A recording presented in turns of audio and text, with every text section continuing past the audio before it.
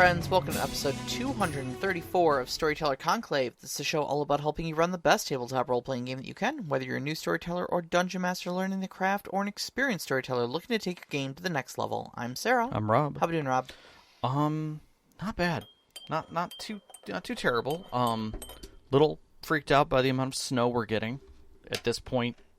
Well, we haven't gotten any snow. I say we in the royal sense of Michigan. Yeah, so it's upper levels of Michigan here, upper peninsula and such like that. Not even that much upper. Yeah, like Grand Rapids. Mid-state up. Yeah. Like, ugh. Yeah, I know there's some states that would love our snow. You may take it. Fair enough. You may take it and enjoy it, but yeah, I feel for some of our residents and some of our listeners who were caught off guard by having their Halloween trick-or-treating schedule canceled by the counties because there was too much snow. Yep. But and then meanwhile, we've got Patreon and friend of the show, Claus, down in Texas, melting. Saying, send it to us, please. Yeah. Like, dear God. Yep. It's just hard all around. Yep. That's the best I can say. So, but yeah, other than that, we've let's see, we had our Nova Praxis game this past weekend. Yeah. That was really good. I think it went phenomenally. It's always interesting to see how it goes. And I will say that we ran afoul of the thing that happens when everybody is in the chatty groove. And we were all just chatting it up and talking like throughout the game. Yeah, there was a lot of cross chatter in that game. But I think again, it's growing pains. It's a different group of people. It's also session 4. It's also session 4, so we were feeling that vibe of it's a campaign now, you know? Yep, shit's getting real. But I think the thing that I really loved about the Nova Praxis game was I felt like we're all feeling comfortable enough with our player characters enough now that we're starting to it's less engaging with the game mechanically, and we're starting to engage far more narratively. Mm-hmm. Like I had a couple moments where my character was like, "Oh no, I'm having an emotional response." I thought that was to great. This. I thought that was great. You know, yeah. It's like I should be doing this optimal thing, but frankly, my character's just freaked out right now. I'm gonna pass my turn. You know. Mm-hmm. And so it's really really good, and it's the story's coming out. I know Sean's very excited about it and stuff like that too. So I'm very happy all around. So yeah. I'm interested to see where it's going. I'm interested to see when your game's going to get on the books. We've got Mouse Guard in a couple weeks here coming up because it had to get rescheduled. Yeah, unfortunately, the Mad Elf recovering from COVID, so... yeah, just not enough energy, which I totally respect, 100%. No, absolutely. Take care of yourself, man. Like, yeah, always. Games are games. Like, by all means, don't put yourself out for them. Yeah. Glad you're on the mend, honestly. Yeah. But yeah, other than that, and you're not running anything right now, so... No, it feels real awkward. Yeah, I know. Like, I gotta say, January, that's changing. You enjoying your vacation? It feels weird. It doesn't feel like a vacation. Yeah. I think it's more akin to, like, you've done the same job for 30 years that when you take a vacation that's longer than 10 days, you feel like you're failing. Yep. And I get ideas, like, I want to do things, but at the same time, like... I'm trying to hold myself back a little bit until I can make sure that everyone has the space to do it. And that's the thing. I think that's the big thing for me is that we technically... Some of our players are in 3 games. Yeah. Which is not easy. That's a lot. That's a lot. That's a lot to ask anyone. When we're all adults and we try to binge them on one weekend a day, so it takes kind of the entire day. Some of those players live like over an hour away, so there's a driving thing involved. And Yep. Which is why I'm going to wait till January. I'm going to see where people sit, because the last thing I want is to like throw a game out there and everybody's like, I'm too exhausted. I ain't got no time for this. Yeah. And then it's like, okay, now I'm having the DM withdrawal of like, oh, nobody wants to play my games, which is not the case at all. Not the case at all. No. Then I do the dumb thing where I, oh, is there a local gaming store that I could put a sign up at and just run something for some crazy people? You could. I could. You could. RIW's right there, man. Yeah, but do I want to deal with that? The finding new players and trying new players thing? I've contended with that myself. I've actually asked about like open gaming nights and stuff like that, and that's just something they do. You can go and advertise there. I know. Yep. I mean, on one hand, you would have to commit yourself to it. Yeah. It's probably you'd probably have to run it weekly. Yeah. But that would also mean more bite-sized games instead of making big 6-hour-long extravaganzas. Oh yeah, yeah. So you're probably getting about the same amount of gaming done in a month. Yeah. With 3 2-hour games rather than 1 6-hour game. Right. And the thing that I've constantly thought about, and this is the reason, like, I mean, you know me, how introverted I am. Mm-hmm. The reason I'm thinking about it is because both you and I have a very big desire to get other games other than D&D out into the general zeitgeist. Yes. And get people experiencing what a non-D&D game can be like. Yeah. And broaden people's horizons, you know? Yep, definitely. And so, I mean, if you did do that, yeah, absolutely, I would support you. And you'd be doing a great service, I think, to the local gaming community by doing that, you know? Yeah, pull some of the games off of the shelves that they literally have right there. Exactly. Yeah. Exactly. You can go buy this book right there. It's $20. Yeah. You want to play Pirate Borg? Let's do this thing. You want to run Pirate Borg? Let me show you. Yeah, exactly. You know? Exactly. Let me show you how to tell a story with a lot less stats. Mm-hmm. So, yeah. Things like that. They interest me. It's out there, but like also it's Michigan winters. Yeah, I mean it's Michigan winters, and also it's subjecting yourself to the horrible ordeal of being known. You know. Yeah, that is another piece. So.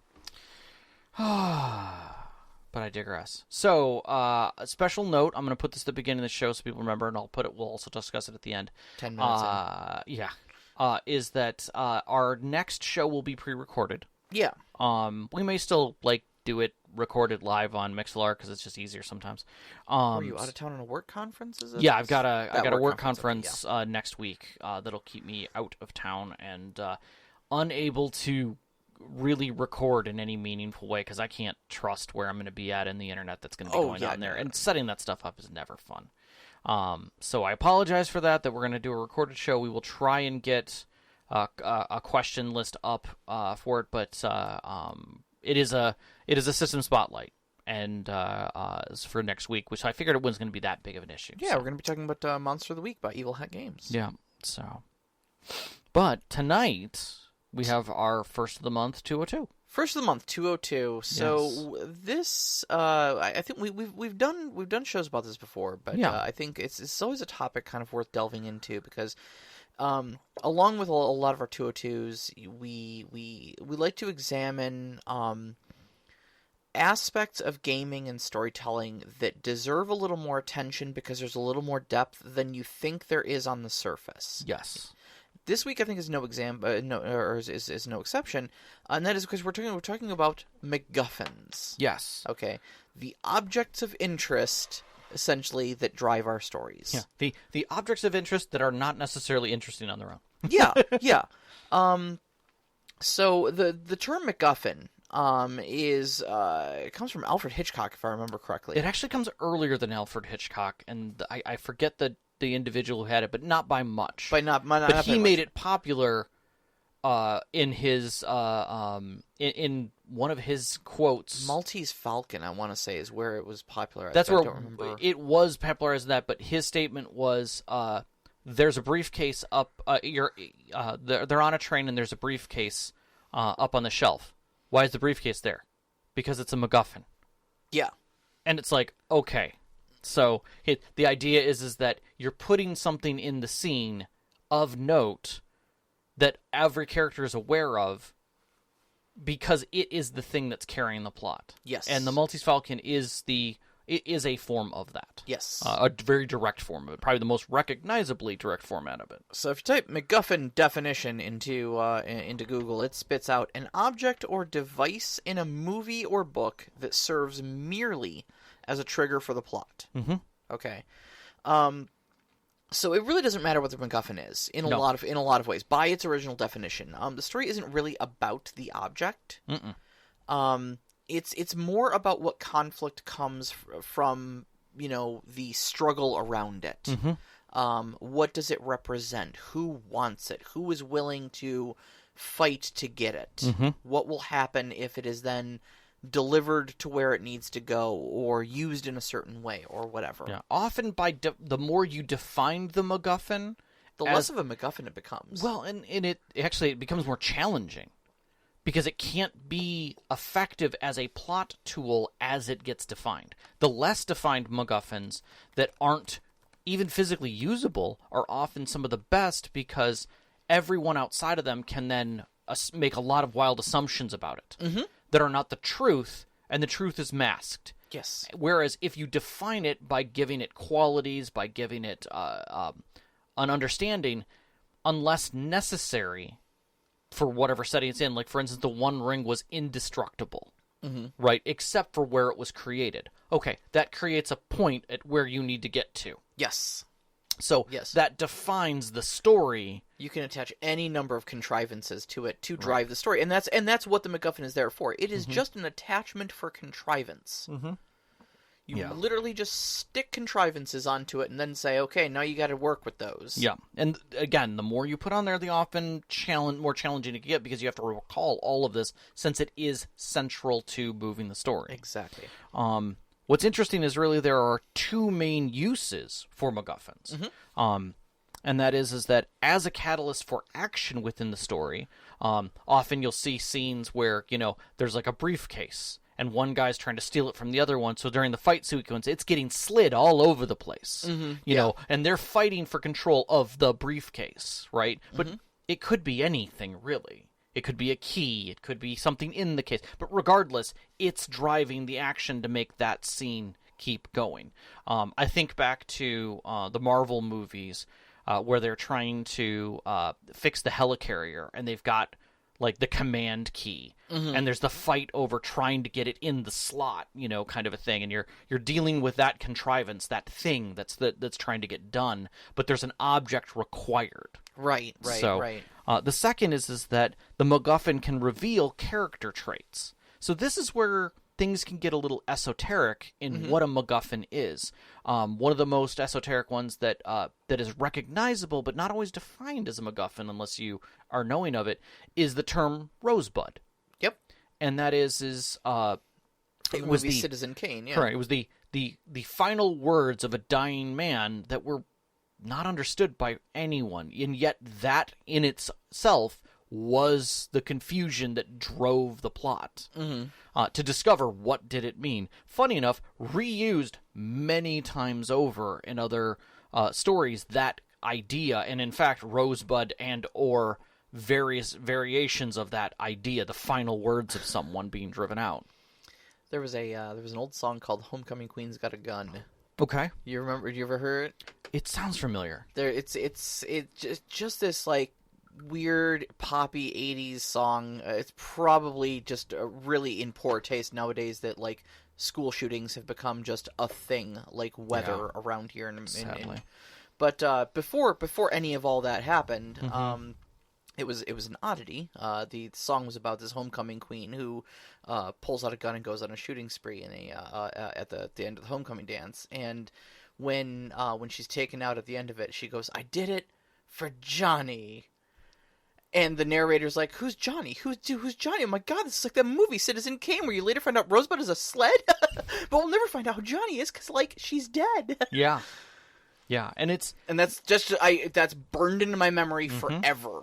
Yep. Is where that whole Citizen Kane thing came from. That was a complete aside. I apologize for that. But I think it's important because many people think like, well, MacGuffins are the story, and the answer is no. No, they're the inciting trigger that drives it all. Yeah, and in fact, they're almost inconsequential to the story. Yeah, one of my favorite ones is Casablanca, in the sense that the whole thing is about the requirement of of intelligence, basically. Secret documents. No one knows what those documents are, and they're completely unimportant what the quality of those things are. But they're the only way to get away. And everyone knows that. But in the sense that they are the most important thing, we know very little about it, because it's just the thing is the thing. It is secret documents. Yep. Of some level of intelligence. And you're like, oh, okay. The briefcase in Pulp Fiction is another beautiful example of... Top of my list for MacGuffins, man. Yeah. Top of my list. What's in the briefcase? We don't know, but it glows, and it's amazing. And even when the characters look into it, you still have no understanding of what is in the case. Yep. And so many theories have come out of what's in the case. Mm-hmm. But it's not as important as the story that is told around said case. Yes, exactly. The Horcruxes in Harry Potter is a good example of one that is defined, but defined for a purpose. Not unlike the One Ring, the Horcruxes must be destroyed to be able to end the evil. Yep. And so they have to be found, they have to be figured out, so it adds to all kinds of levels of mystery to drive it through the story, but everyone who is aware of them knows that there's mystery wrapped within them, within each one of them. For this next one, actually, Knox in the Box said in the live chat, it says, Indiana Jones and the MacGuffin of whatever. Yeah, no, very, very true. I mean, we put Raiders of the Lost Ark on here for the Ark of the Covenant, but you are correct. It is always Indiana Jones and the MacGuffin of whatever. You are correct. And it is fantastic, and it belongs in a museum. But again, it's there to give power to someone, and it need not be retrieved by them. That is 9 times out of 10 that kind of story. You already mentioned the Infinity Stones earlier. The Rosebud, the One Ring. The One Ring is probably one of the more well-known MacGuffins. In here. You put the dude's rug from The Big Lebowski. Because right at the beginning of the movie, it is explained that he loves this rug because it completes his room, and basically it gets messed up. I'm not going to explain how if you've never seen The Big Lebowski, but that inciting incident and and the confusion therein about how it gets destroyed and summarily like messed up creates the rest of the story that wraps around it. It is the idea that the thing, again, not wondrous by any means, but is important. Yeah. Drives the rest of it.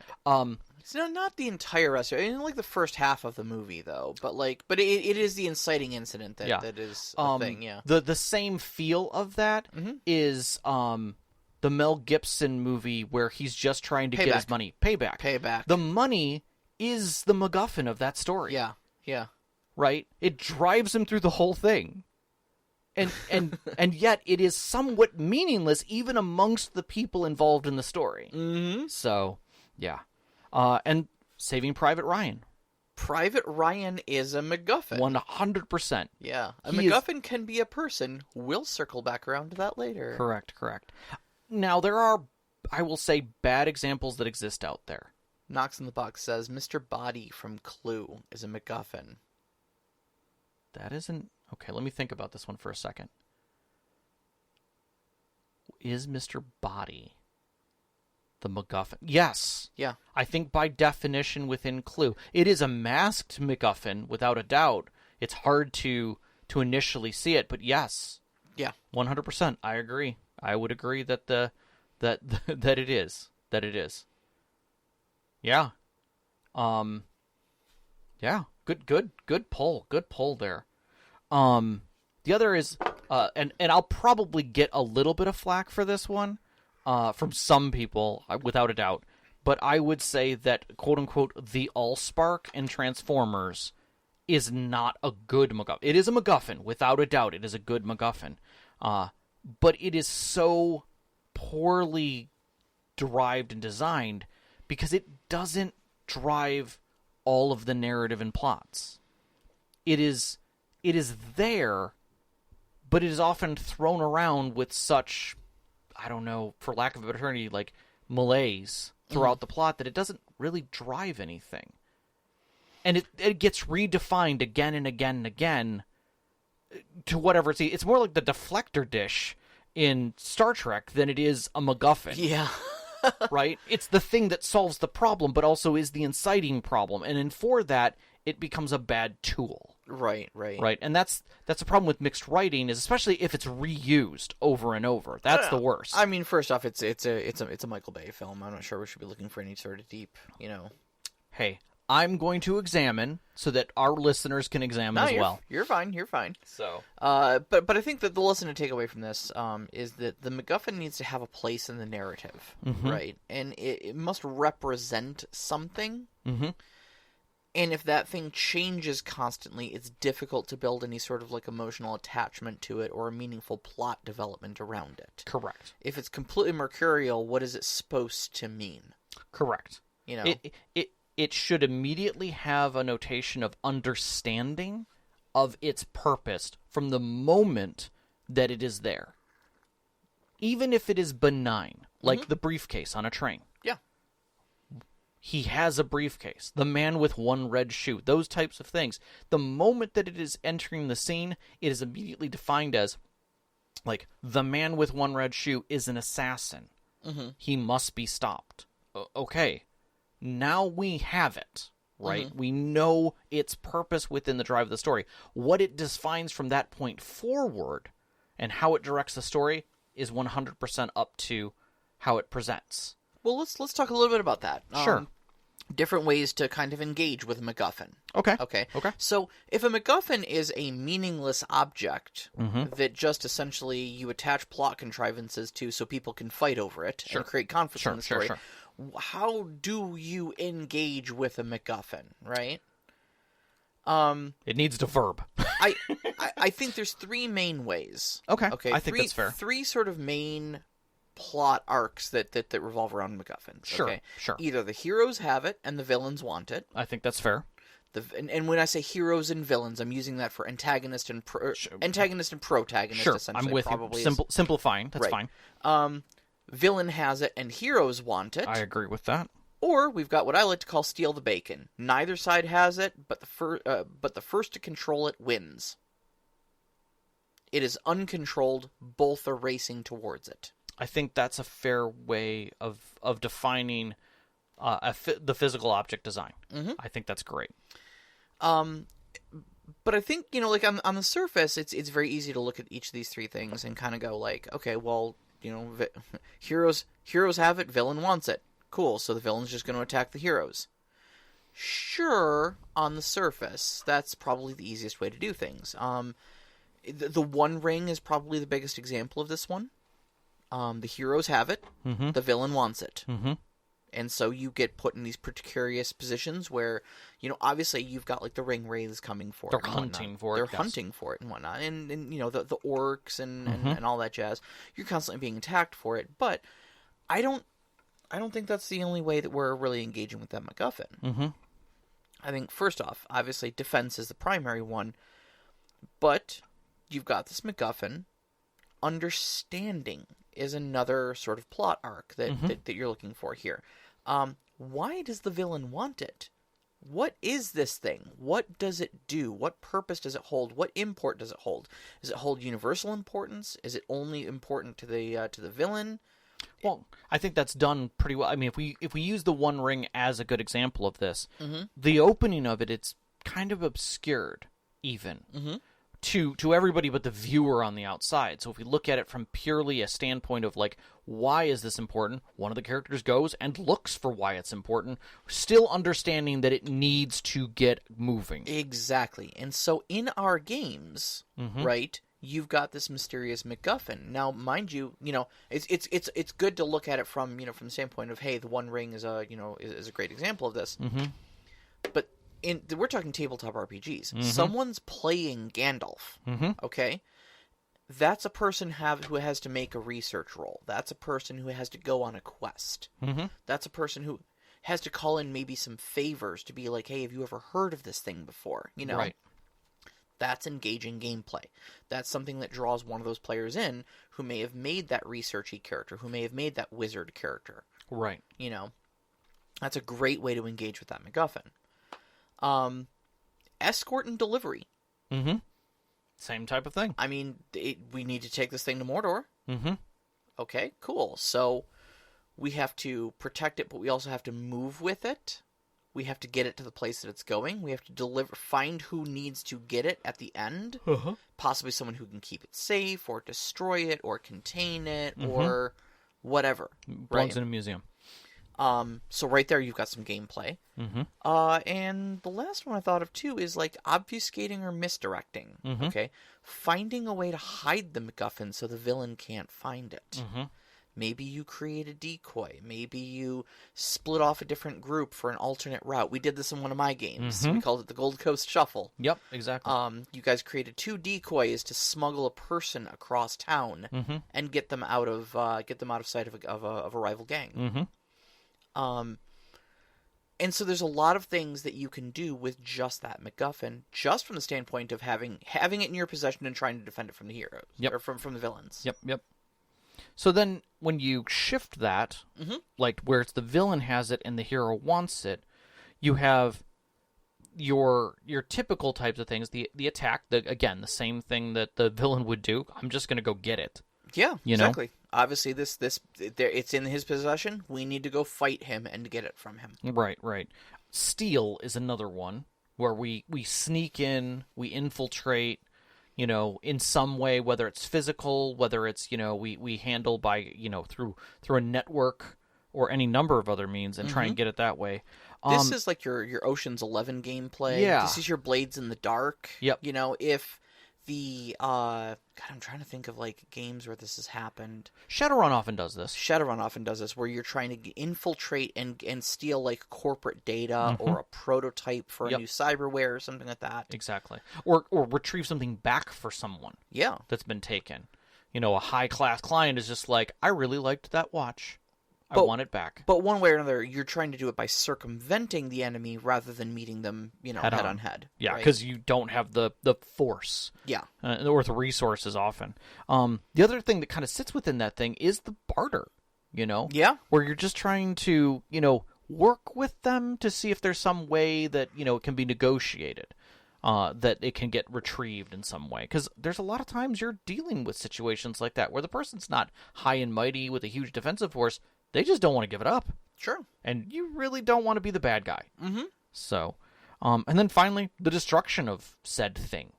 Maybe sometimes the answer is nobody can have the MacGuffin. Yeah, 007 often does this one, where, the enemy has secrets, or the enemy has a weapon, and it needs to be destroyed, because no one should have this. We can't let this fall into the Russians' hands. We can't let this fall into terrorist hands, or whatever. So we have to get rid of it. Yep. So. Yep. And sometimes that can be you can have some really interesting storytelling surrounding this one. I find this one particularly compelling because I would like to stick this sort of storytelling in where the MacGuffin is not an obvious target for destruction. Where it is valuable, where it does have intrinsic value to someone, to good guys. A lot of good can come from the MacGuffin. But you put them in a position where it's like, we can't retrieve it, but we can't allow the villain to remain in possession of it. Right. My it's thought... like you have to smash a stained glass window to... Well, it's almost even worse than that. Like, I think of another aspect of this that you put on here, and I agree with, is the reveal. And I think that right there, when... oh, man, I don't want to get into spoilers. I'll go with this. A different turn of the wheel in Wheel of Time. Sure. Where you might have the Dragon Reborn already friendly with the villain. And he's just like, you gonna destroy him? You need him. There's only one way this ends. Right. In your favor, so what are you gonna fight him? You gonna fight me? He's here. He doesn't want to change sides right now. And that's a whole situation that could just blow up in anyone's face. We had a situation in Baldur's Gate 3, I don't want to spoil because there's still a lot of people playing that game, that happened in one of the acts where we thought an object actually became a person. Within the story, we were like, oh boy, well, that's a different situation now. Yep. We're not just taking a thing, we're trying to take a person. Yeah. Oof. Or the other big reveal that I like too is where you come into that conflict of the heroes are finally going face to face with the villain and they're like, you can't be allowed to have the MacGuffin, and the villain goes, what do you think the MacGuffin is? You think it's this benign thing, but you don't know that it can do this. Right. And reveals its true nature. Well, and now all of a sudden you're like, oh, that's a big, powerful weapon, or oh no, that's a key to the gates of heaven, or whatever. Right. Or you get the situation like in Watchmen, where it's like that's not the purpose of this. You thought this was all figured out and it was villainy. It's not. And now you're going to have to live with either destroying and knowing that it's not going to solve the problem because that's already happened, or two, living with the truth. Yep. Yeah. So those types of things that really can get good. And then we got a last one. Like I said, steal the bacon. I call it that because we used to play a game when I was in Scouts. Yeah. You put a handkerchief in the middle of the floor, and two people from equidistant from either side have to go and try to grab the handkerchief and get it back to their own side. It's called steal the bacon. Right. And so neither side has it, but the first to control it wins. Right. This isn't so much of a race against time as much as it's a race against the villain directly. Time might be entirely on your side in things like this. Unless your MacGuffin is in and of itself has some sort of built-in expiration. Either it's set to detonate or expire or in some way has its own clock going on. Your race may just simply be who gets to it first. And if left entirely to its own devices, it will just remain there. Stardust, the movie. And story. Okay. The star. You had the witches who wanted it. Yes. And he who was retrieving it for his love. Yes. Yes, but Tristan was already kind of in... That's more of a hero has it, villain wants it. I agree, but it still was to a common point. Yes. Now he has it, he must keep it. Yeah, and that I think that's where I was going with shows that. The further point of how these will shift. Correct. So okay, first thing, discover. Yes. Discovery is a great way to interact with this one. You have to find the whereabouts of the MacGuffin. You have to understand the circumstances under which it exists. You know, is it hidden in an ancient temple laden with magical traps that are from an ancient long gone race? You know, is it stranded on some moon in some star system that is battered constantly with solar radiation and things like that. Like that in and of itself is a discovery phase, very much like researching. Yep. Interfere. Okay, instead of going after the MacGuffin, we're going to go after the villain and screw with their attempt to retrieve it, to trip them up and throw them off, so that hopefully if we can slow them down enough, we can then just hop in and grab it. Correct. Or something like that. Misdirect. Yep. Misdirect, very much like interfere. Instead of derailing the villain by force, you're going to derail them with deception to throw them off the trail. Yep. Make them spend resources to try and split up what they have, thus reducing their ability to focus on it. Exactly. And I think the last one, too, is recruit. This isn't something necessarily your heroes are going to do, but this is a pretty common tactic to the villain. When the villain basically says, oh, you're my competition for the MacGuffin here, why don't you just join me? And we can both have the MacGuffin and we don't have to fight over it. Again, depending on your story, that may or may not be a feasible move. A lot of times, it's just some empty dialogue by the villain so that your heroes can look him in the eye and say, we'll never join you. Right. But sometimes, depending on your story, depending on what the MacGuffin is and the circumstances and whatnot, setting up a shaky alliance between someone who's posed as your villain and your heroes can be a cool narrative twist. Yeah. Your ship's wrecked. I still have one. You have the map. I have a boat. Yes, that's a perfect example. Yeah. You have a map, I have a boat. Yeah. We agree not to kill each other. Until we find it. Exactly. Because neither of us are going to survive if we don't get it. Exactly. Yeah, those kinds of moments are the ones that get you. The stories that require some kind of that shaky alliance. Even if it's just for a period of time. You know what to expect. Yeah, yeah. So there's different movements with all this because they can shift between all of those and allow you the grace of being able to let your players have all that agency to choose and shift it around. Just as something as simple as we've got a thing you don't can create so much narrative motion. Yeah. The other way that I really love to interact with MacGuffins is the moral dilemmas and stuff like that surround them. because depending on what your MacGuffin represents, I mean, it may not just be as simple as I have the thing, I win, right? If it represents something very good or very bad in the story, and if those things change, you can start asking a lot of really interesting questions about who's involved with it, what their intentions are with it, and whatnot. So, like, different movements I thought of was, MacGuffin we thought was good, turns out to be evil. You get that one where it's like, it's just a simple chalice. Oh, no. That thing is cursed, and whoever holds it is doomed to, blah, blah, blah, blah, blah. Oh, okay, we thought we were doing something good by delivering it to the Chancellor, but now that we kind of understand that it's cursed, we're helping him assassinate the king. Crap. Yeah. And now suddenly what turned into the heroes have it and we just need to deliver it to the Chancellor now suddenly becomes this big...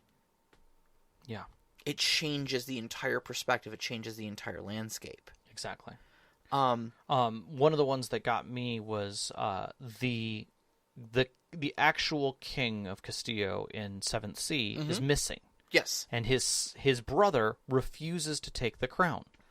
One of the adventures is finding the king, finding where the king is, and bringing him back convincing him to come back to Castillo. The real reason for that is so that the king can be assassinated. The person who is trying to do it is literally trying to assassinate the king, and without having proof of that, his brother will never take the crown. Oh, jeez. He believes he's still out there. And so that, either find me proof that he is dead, or bring him back, rescue him. And it's all just a ruse to get him back to be assassinated. Jeez. Yeah. And it's a beautiful story if you put it together like that, but all the clues come out as things go on that's how it has to happen. Yeah. And that kind of brings us to another point, is that people can be MacGuffins. Yes. Just as much. We talked about it a little earlier. We kind of addressed it a few times, like Private Ryan, the King of Sandoval in this case. But the point of a person being a MacGuffin is that they have a contrivance drive within the story. For those who saw, now I'm losing track of it. Tom Hanks. Is it not Angels and Demons? The first one.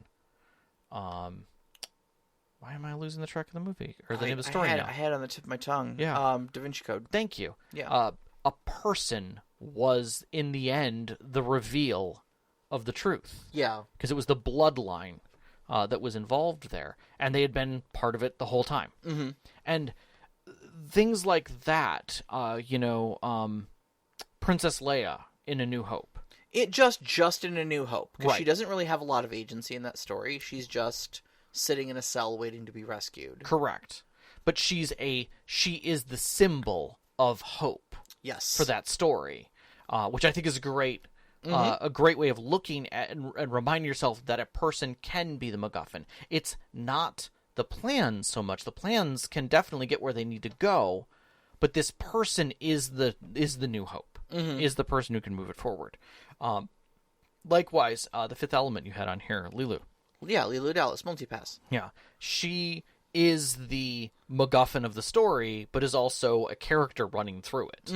But is the reason anything functions at the end and allows you to kind of create a new balance of understanding, how you see the universe. Yeah. As well. Yeah. But, I mean, if you look at Fifth Element, it's basically just an elaborate escort quest. Yeah. That's all it is. Just get Lilu from one place to another. Yeah. Pick up the keys along the way. Yeah.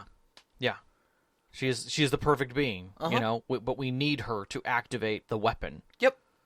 So, and it's her choice to activate the weapon, which you find in the end. We've done all the things. Now what? Why should I activate it? Oh shit! I didn't even think that was going to be part of the switch. To turn it on, kind of a thing. And I love that. I love that final kind of reveal of you've done all the things right. Now, tell me why. And an object is never going to ask you that question. Mm-hmm. But a person will. And that makes a difference. Saving Private Ryan does at the end. He's just like, okay, you guys all made it to me. I'm staying here. Yeah. Like, I'm not going home because my brothers are dead. There's still Nazis to fight. Right, Like, and I'm not leaving my company. mm-hmm. Like, why am I more important than this dude? Yeah. You know, because you're the last in the family. What if you got here and I was dead? It wouldn't make a damn bit of difference. Right. You know, right. And meanwhile, these guys are like, we literally had people die to come to get you, butthead. Uh-huh. Like, the least you can do is say thank you and get out of here with us. Yeah, you know? exactly. And it's those kind of moments that make you just scratch your head and go, God, I guess that makes a lot more sense that he wasn't just like, oh, wow, thanks. Mm-hmm. You know, let's go. He's just like, no, like, I'm a person. I want to be here. Yeah. I'll be here tomorrow, you know? Thank you so much. Yeah, a MacGuffin who can tell you what they want their agency in the story to be is certainly different from just a briefcase, you know? Yeah, throw it over. Shrek was another one where the MacGuffin is the princess in that story. Uh-huh. And she's just like, no, this is not how it's supposed to happen. Bye-bye. Like, leave. Like, no, I'm a delivery boy. Like, over the shoulder, walking out the door, you know? Yeah. And it's things like that, where a person who becomes the MacGuffin, especially if it's undefined until the end, so you don't know, or your expectation is that they want whatever's about to happen to them, and you get there only to find out that ain't the case. Because they're a person, and they've had to endure as well. Mm-hmm. So, all right. So I want to address a couple things that I'm seeing over here in the live chat. Ooh. All right. So I'm gonna read a couple comments because they're all kind of saying the same thing. Sure. So Knox in the Box says R2D2 is my favorite beep boop MacGuffin. Heatsink says in Castaway the MacGuffin was escape. And Knox in the Box also says, was there a person who was the MacGuffin in Memento? God, it's been so long since I saw that. I may not be remembering correctly. Okay. All right. Let's not confuse a MacGuffin with a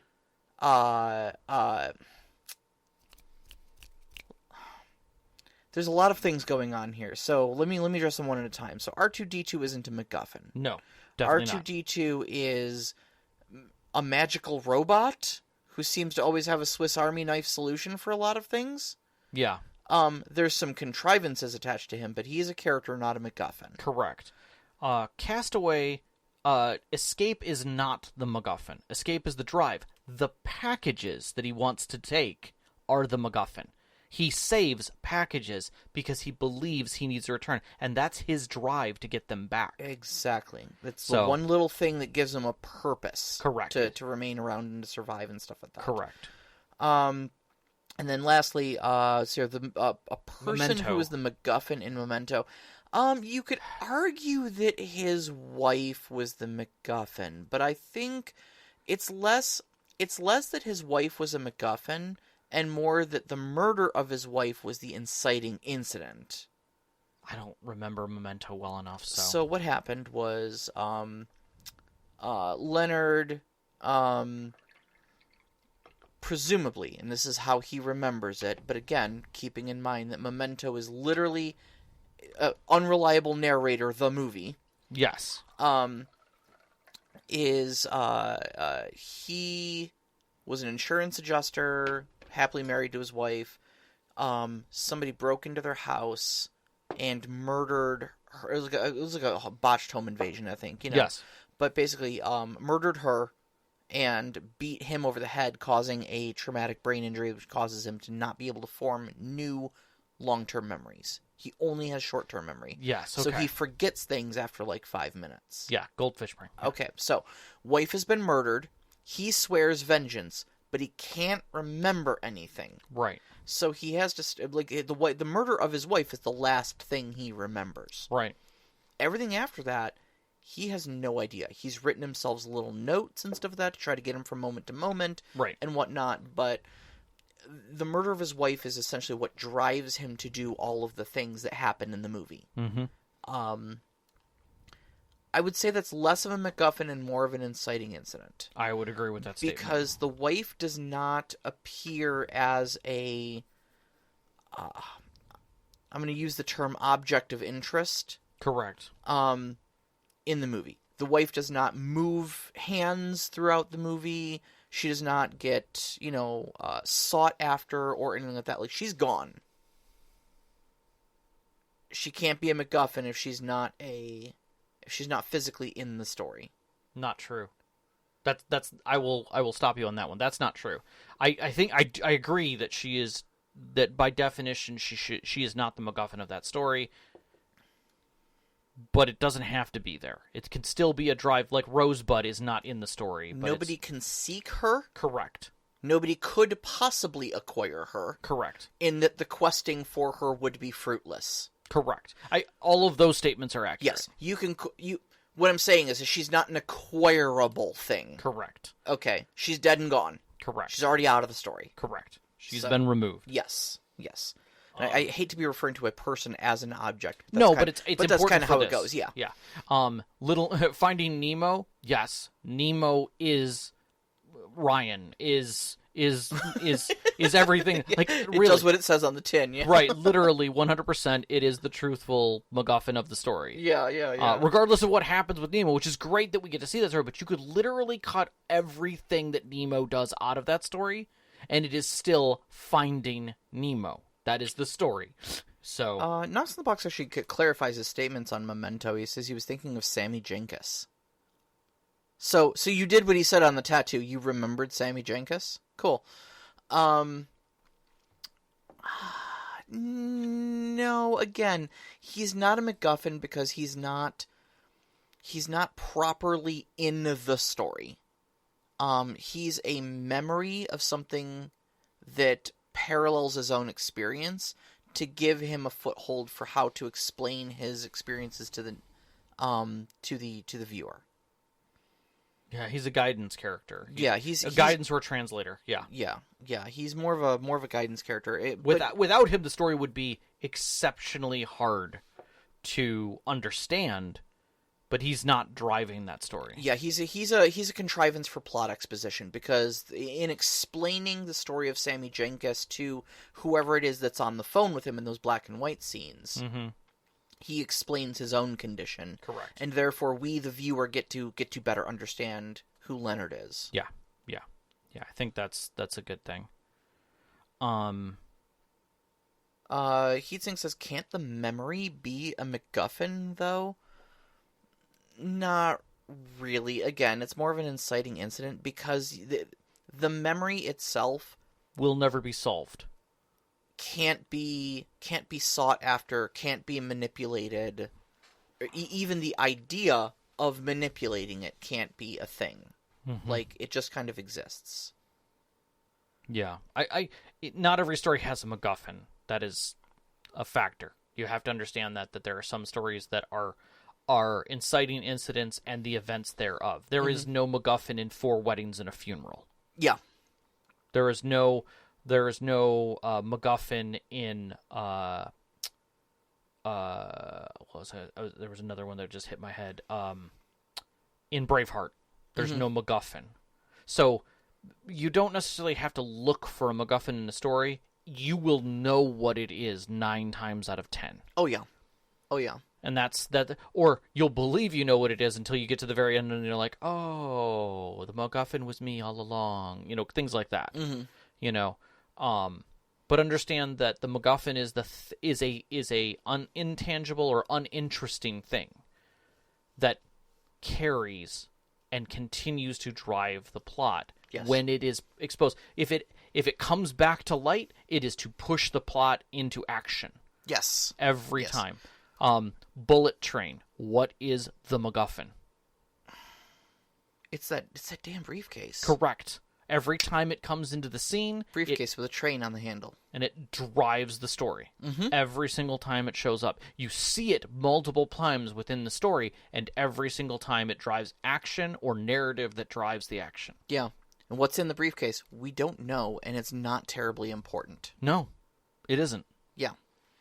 And that's the type of things. Sometimes the MacGuffin, which is hilarious, is something that is physically within the story and can technically be defined as a character. There are people who argue that the alien in Alien is the MacGuffin of the story. But you really have That's a stretch. It is. It's the antagonist. It's not.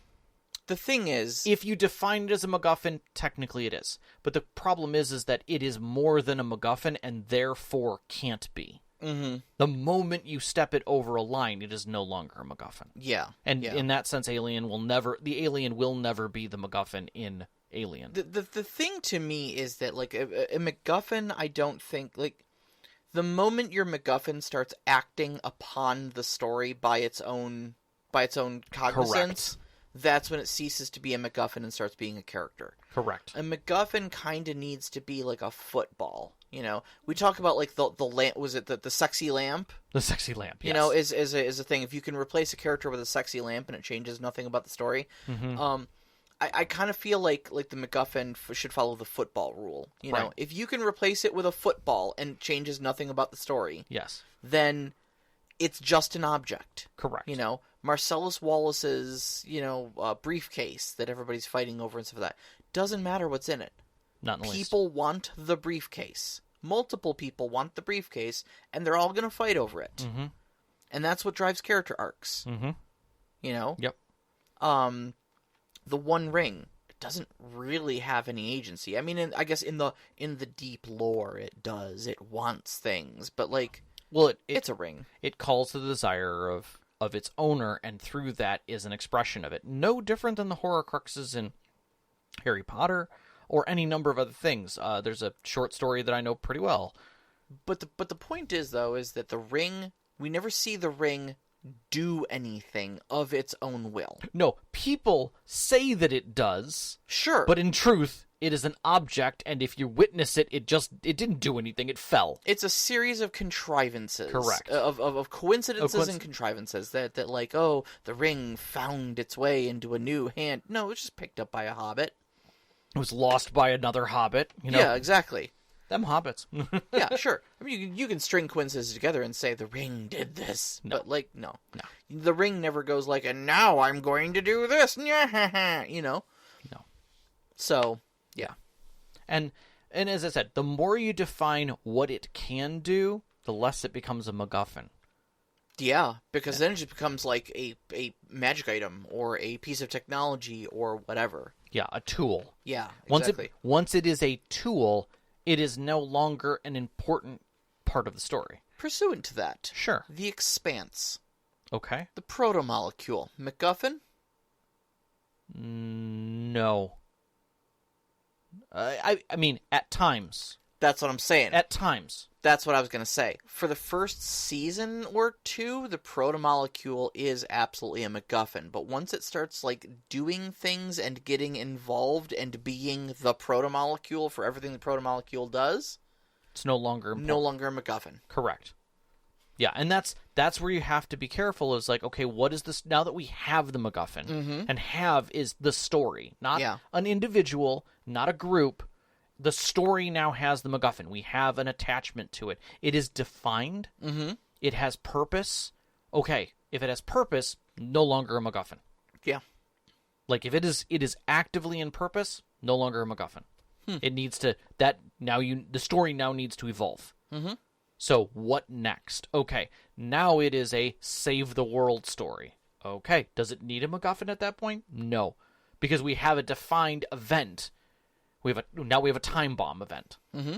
Doesn't need a MacGuffin to have a time bomb event, right? That's a thing. Yeah, sure. So yeah, I agree. And again, it's a story. One story ended, a new story again. Yes, it's The Expanse. The Expanse is not all The Expanse. The Expanse is multiple stories being told. Yeah, I think that's one of the big takeaways from this discussion is that, like, as the MacGuffin changes hands, as it changes states, as people reveal new information about what it can or can't potentially do within the scope of your story and stuff like that, it's going to change. Like, it in and of itself is a change in the focal point of the story. Mm-hmm. You know, it can change from a, we don't know what this thing does, to, oh God, we know what this thing does, it's going to break the world, to actually it only breaks the world if you do a cool if you do a bad thing with it, but if you do a good thing with it, it saves the world. Yeah. So when a long time ago, we talked about linchpins in stories, the thing that the story is wrapped around. Yes. Sometimes that thing is a MacGuffin. Yes. Sometimes it is not. Correct. It is its own thing, but it's still the linchpin of the story that the story wraps around until it is pulled and completed. Exactly. And I can't to wrap my thesis statement up before we wrap the show up here tonight. Yes. Cannot stress enough that you need to for really stretch a MacGuffin to its extents here. Really honestly think about the moral implications and stuff like that of like where your MacGuffin is. Use it as much as humanly possible as a mirror to show the motivations and passions of your characters in how they feel about the MacGuffin at the center of your story. It is so much more than a football. Yeah. I agree. Now, we don't have questions that were presented, but I like the last one that Hulu asked. Sure. Because I'm definitely going to put it in here, and that is, in mystery novels, can you consider the crime as the MacGuffin? Doesn't really matter what the crime is, but as long as you discover more about it, and that changes the story until finally the crime is solved and the story is complete. The answer is, it is not a MacGuffin. It is a linchpin. It is an inciting incident. It is the inciting incident, and the story is wrapped around it, but the moment that it is removed, once the crime is solved, it is no longer a crime, an unsolved crime, that destroys the story unravels. Yes. Because it is done. Yes. So remember that you can sometimes see something and think that it's a MacGuffin when really it is just the linchpin that is holding your story together. Yeah. Yeah. So think it really has to be a physical thing. Whether that thing is a person or not, sometimes it is almost always an object, but it can be a person if it's like a rescue mission, like I said, like Princess Leia in A New Hope or Private Ryan are great examples of that. Okay, yeah, but don't confuse it with an inciting incident.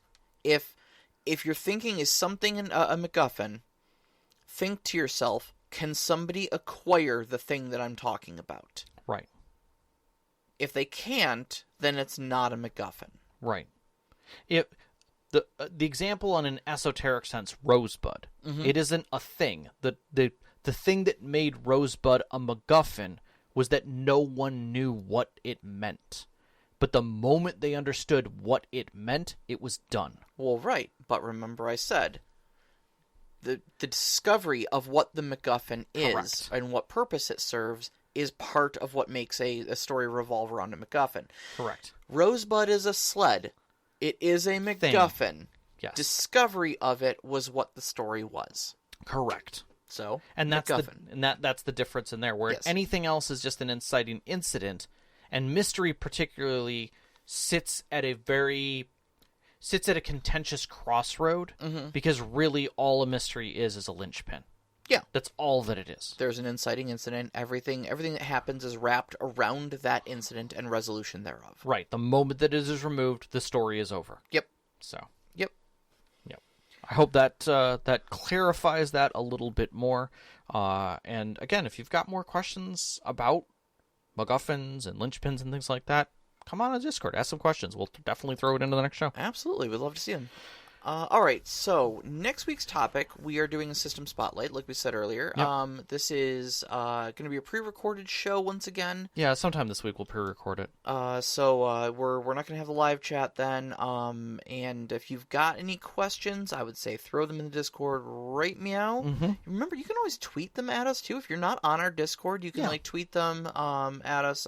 Smoke signals are not working right now, so please don't use those anymore. Exactly. But we're going to be talking about Monster of the Week by Evil Hat Games. Yeah, coming back to Evil Hat. But it was two months in a row actually. 2 months, yeah. Dresden last month. And this is a very Buffy the Vampire Slayer, Supernatural, X-Files. Yeah. If you want to fight against kids on bikes. Yeah, things that go bump in the night, and you wanna be one of the people that hunts those things down and keeps the streets safe. Monster of the Week is a great little game for you there. So. We'll talk about that next week, and in the meantime, you can find us on Twitter at @ST_Conclave, on Instagram at @ST_Conclave. Listen to us live every Wednesday night, 7 p.m. Eastern Time on mixlr.com/storyteller-conclave. And like we said, join us up on our Discord. We'd love to hear some great questions from you, bounce some story ideas with the other storytellers that are up there for your own games. You can find that link on our Twitter as well as our website, storytellerconclave.com. We'd like to thank our Patreon members who help us out every single month, especially our named members, Knox in the Box, Subjet, the Arcane Asylum Veteran, Huluvu, Sam, Sean, and Sparkle Motion. We truly appreciate all your support.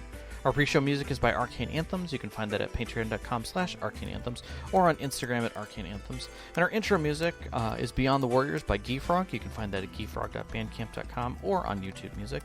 And our outro music, which you're hearing right now, is Only Our Footprints in the Sand by Midair Machine. You can find them at freemusicarchive.org. And a big shout out, as always, for our families, Vicky and Sean. Thank you so much for loving and supporting us. All of our friends who've sat us at our tables over these years to give these great stories to share with you. And you, every single one of our listeners. We love you guys so much. Love you. Good night. Good night.